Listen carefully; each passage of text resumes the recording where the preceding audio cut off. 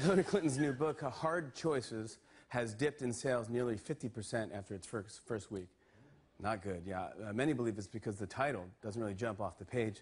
So we thought of a few new titles that we think would have worked. Hillary Clinton and the Deathly Haircuts. That's a good read. Then there's What to Expect When You're Expecting to Be President. That's, of course, we have 50 Shades of Beige. That's a lot of variants. And finally, there's Kill Bill Volume 3. And I love the first two. The first two are great. I may never be able to watch that movie again and see it the same way.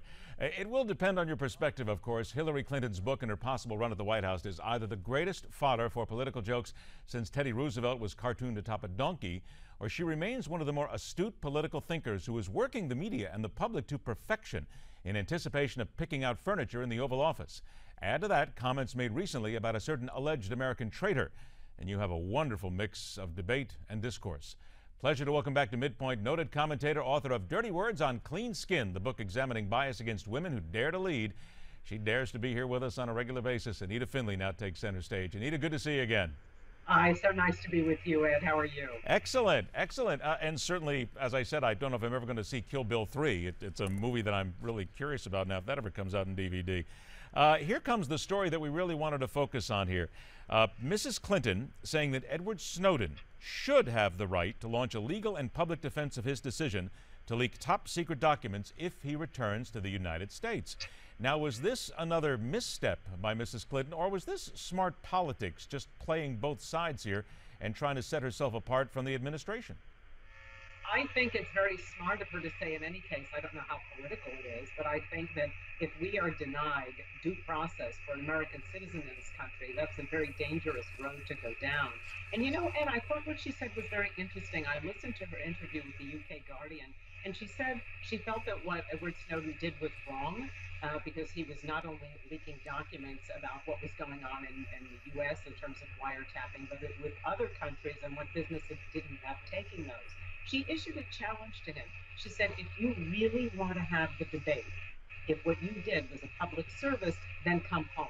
Then come home and have it. Do not seek asylum with President Putin in Russia.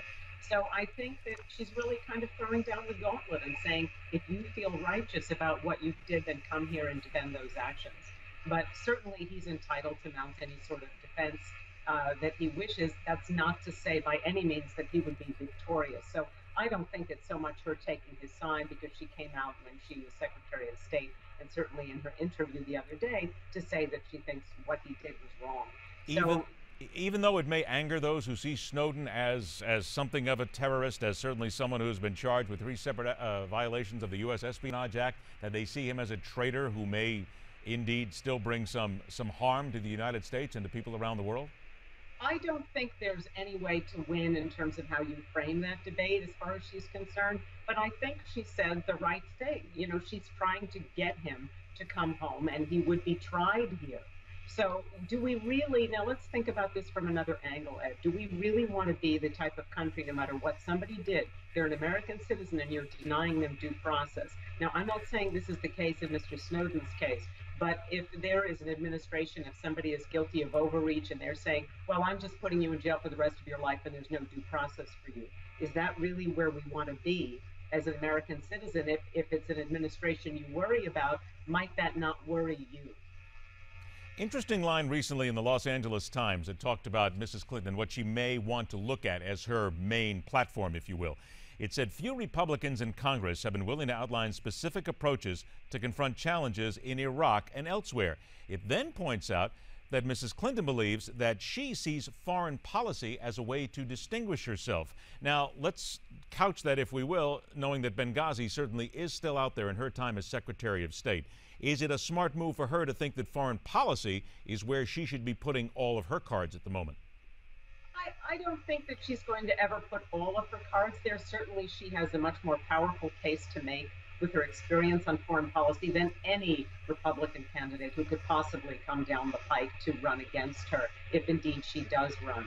But I think, you know, as Bill Clinton once said, it's the economy, stupid. And I think that in 2016, that's still going to be, pocketbook issues and income inequality and how, we can grow the middle class. That has always been something that she's fought for in the 40 years she's been in the public sphere. So I think she's going to continue to do that. Will foreign policy distinguish her? Does she have a case to make that players on the world stage have more respect for her and that she could hit the ground running in that regard? Absolutely. I think you're right about that. But I still think that, she's going to still focus much more on economic policy and make a very specific case there, just as she did in 2008. Anita, would it be safe to say that at this point the book tour is pretty much done and now she will be moving into other areas now, starting to give interviews and perhaps maybe trying to create a little distance and a little clean space, if you will, now between the book and everything else before she takes on what might be her next step in a possible run? Well, first of all, she's said many times in every single interview she's done between here and the UK how much she's looking forward to being a grandmother this fall when Chelsea hopefully gives birth. And I think that, she said she's going to make her decision about running for president either at the end of this year or the beginning of next. So I'm sure that, let's put it this way, she's running until she's not, as someone else put it. So I think that she's going to take her time and very carefully look at where the country needs to be and if she thinks she can lead us there. So, the book tour, may be somewhat winding down. She's certainly done a whirlwind of interviews and people have been, lined up around the block to see her. So I think that she's going to take a step back and really examine those things in terms of putting out a policy paper if indeed she does run. Let's look at what the president is doing right now. How do you view the fact that there are those seeing almost a warming, if you will, with President Obama and Elizabeth Warren as we start to hear a little bit more every single day and every single week about the fact that she may be the one that gets the president's favor and she may be the single biggest competitor to Mrs. Clinton now come 2016? Well, that's from Ed Klein's book, Blood Feud, and even the left and the right has often taken, a kind of skewed view of his sources. He's not very well sourced. And I think this is just another instance of trying to create a catfight, if you will, between these two women. And Elizabeth Warren has already come out a million times, signing a letter urging Hillary Clinton to run. So, we're sort of looking at, to me, this is kind of gotcha politics. And my view is that more power to anybody who wishes to run. I think it's great to have a healthy debate in this country and to debate policy and see where people fall out on that. But in brief, Elizabeth Warren has come out with a lot of wonderful bluster about Wall Street, and I agree with her. I think she has a lot of great things to offer. However, this is the caveat, that she will also be seen as someone very inexperienced in public office, much as Barack Obama was in 2008. Now, because of the historic nature of his candidacy and the romance of his rhetoric, he was able to overcome that. But I don't think that the American people are going to be that anxious to make that same move a second time and go with inexperience over somebody who has so much to bring to the table like Hillary Clinton. Anita, about 90 seconds or so that I have left here. I'm going to ask you to put on your strategist hat right now because let's just say that we have the book is out there, interviews continue. Now you take the next step for Mrs. Clinton. Where should she now, if she's smart, which indeed many people know that she is, where does she now start to create that distance between herself and Barack Obama? I think she's already doing it. I mean, something, since I covered the 2008 election in my book, Dirty Words on Clean Skin, what I talked about was that this was a long, drawn-out primary.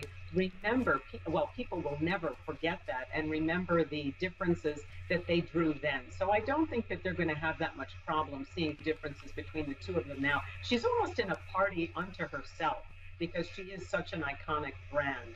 So I think that she's going to step up and point to those differences. But, she will do them very subtly because, as she has said, she will only show the utmost respect to the president. And I think that's appropriate. But I think people will be very able to see the differences because, remember, she's had absolutely nothing to do with his economic policy these past 6 years.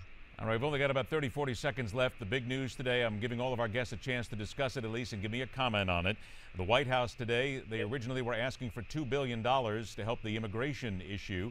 They are now asking for almost $3.8 billion, almost twice what that is now. I'm curious just to get your initial take on the additional money now and almost doubling the funds that the president wanted. Well, unfortunately, with the bad relationship with Congress, and we are sort of at a standstill. So the president can ask for whatever funds he wants, and unfortunately, I think he's going to he's going to hit a brick wall on that one. And I think we're looking at a situation where once again, we're going to play kick the can with immigration reform. And I don't think that helps either party. I think something needs to be done there, and we do need to pay more attention. And it would be nice if people put away their political hats for 5 minutes and just looked at the country and did what was best for us instead of what was best for their own careers. Anita, it will be nice if one of these days we can go 6 months in America without hearing the phrase kick the can in the script. I think that might be just wonderful. I don't know if we'll ever get there, but at least we can keep trying. It's the worst thing we can do. Sorry for giving you the cliche one more time. No, please. The book, again, is Dirty Words on Clean Skin. Anita Finlay, it is always a pleasure to have you on the show. Have a wonderful day. We'll talk to you again real soon. Thank you so much, Ed. To you as well. There's the book. That's Anita Finlay. This is MidPoint, where every single day we question everything. Stay with us. We're right back.